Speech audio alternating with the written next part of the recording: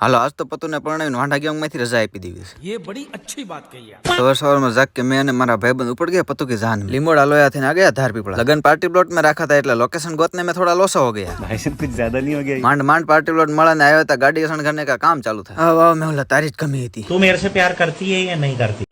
Only Lukesh गरीबी हमने देखी है। पतु ना भाग हारा है तो हमारा परण था पण मारा भाग में तो भमरा है।